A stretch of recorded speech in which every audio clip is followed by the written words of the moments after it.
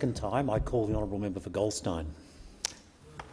Thank you, Deputy Speaker. It's a great pleasure that I get up to speak on this important piece of legislation. I understand, Deputy Speaker, that a lot of people look at this piece of legislation and say it's anodyne in its attempt. It's largely administrative for a lot of the operations of different government agencies. But the reason I want to talk about it is because of its critical role, particularly around parliamentary oversight.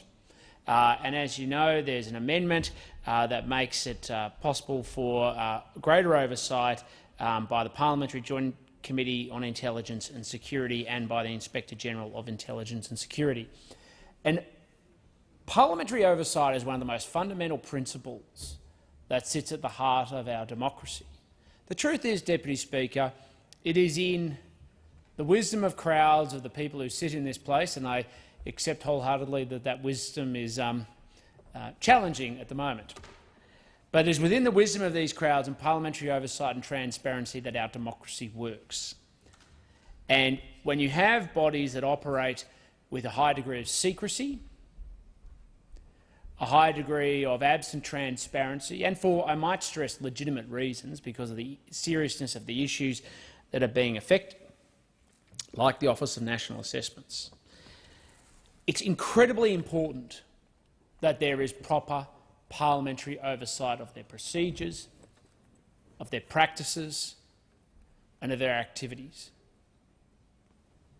And that's what parliamentary committees do. As you know, Deputy Speaker, I'm the chair of the House Standing Economics Committee, and we have parliamentary oversight of a lot of the independent regulators.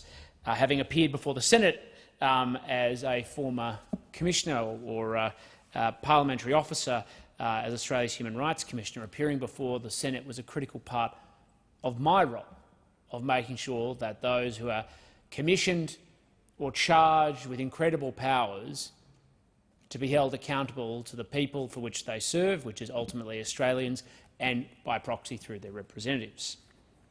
But I think this is particularly important in a lot of the space around intelligence. And the simple basis is we know why information can't be released in the public square.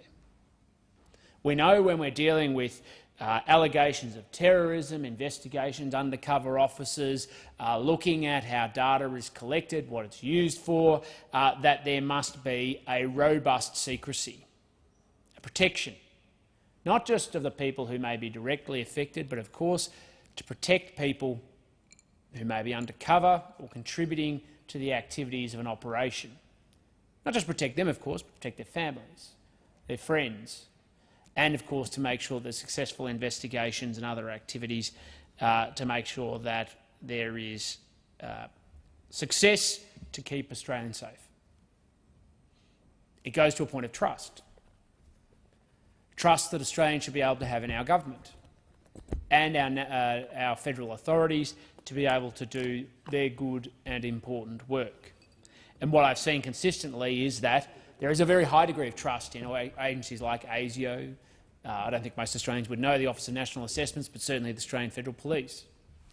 And one of the reasons they do so is because they know they do important work, they know that they keep us safe, but there is a comfort that comes from parliamentary oversight. And frankly, I'd like to see a lot more of that. I'd like to see Parliament holding agencies to account. And this isn't a point of partisanship, though sometimes we might divulge into that.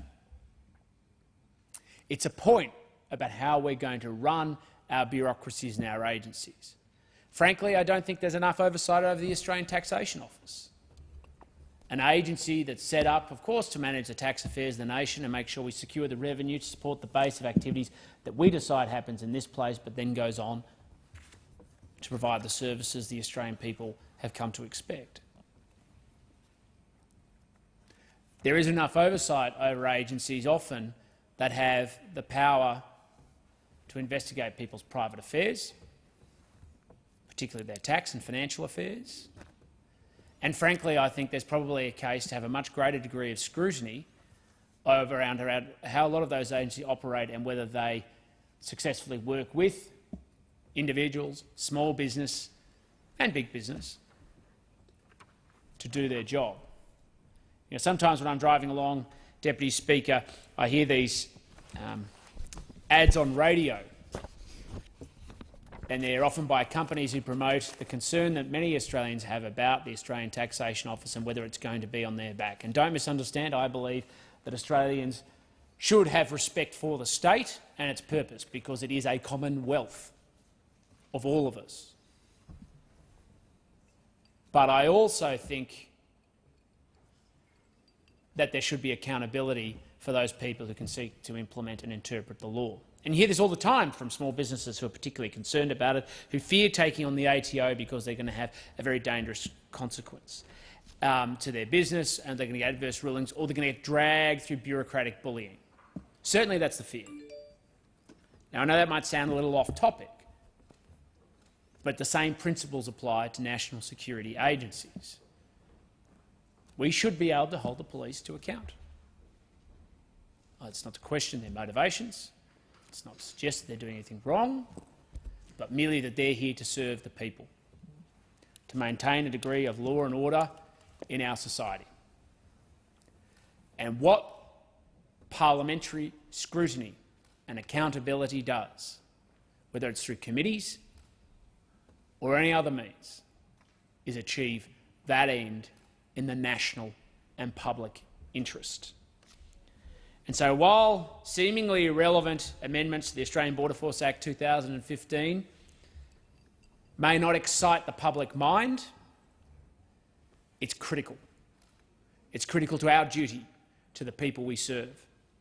It's critical to the degree of confidence that Australians can have in our democracy. It's critical for the legislative or the electoral legitimacy that we all secure in sitting in these seats. And it's a privilege and a responsibility that should not be taken lightly. It's a privilege and responsibility that serves our country well. It goes back, of course, many decades back to looking at parliamentary oversight of the setting of tax rates and why ministers shouldn't be able to impose, or the Crown shouldn't be able to impose, legislation or regulation around rates or any other means which has the effective consequence of a tax without parliamentary sovereignty and approval. It goes to the heart of Parliament itself. And it doesn't just apply to tax, it applies to every artifice that this government, Liberal, Labor or anything else, entertains. And that's why one of the great challenges I think we face in our modern democracy is that the executive is not all-powerful. The executive has a critical and important role to represent the Crown and to administer the Commonwealth of this country, to govern for the national interest and for everyone. And we're going to have some disagreements, everyone will from time to time, about how that is best done, and rightly so. And the role of the regulators is to implement that, and departments to regulate and implement that through to execution for the Australian people. But we in this place in Parliament have a responsibility as well. Now, based on what I've been told only moments ago, there's going to be increased scrutiny in this Parliament as numbers change. That wasn't the point or the objective of my remarks today, but it's an interesting coincidence. But it does highlight the power and the sovereignty of this place and the legislative means that we go through to maintain that accountability. And frankly, one of the things that I find most difficult and disturbing in this age is how much power Parliament hands to the executive. And that's not a comment on this government or the previous one particularly, or the one before that, or the one before that, or the one before that. We as parliamentarians must defend parliamentary sovereignty, because if we don't, who will? Thank you, Deputy Speaker.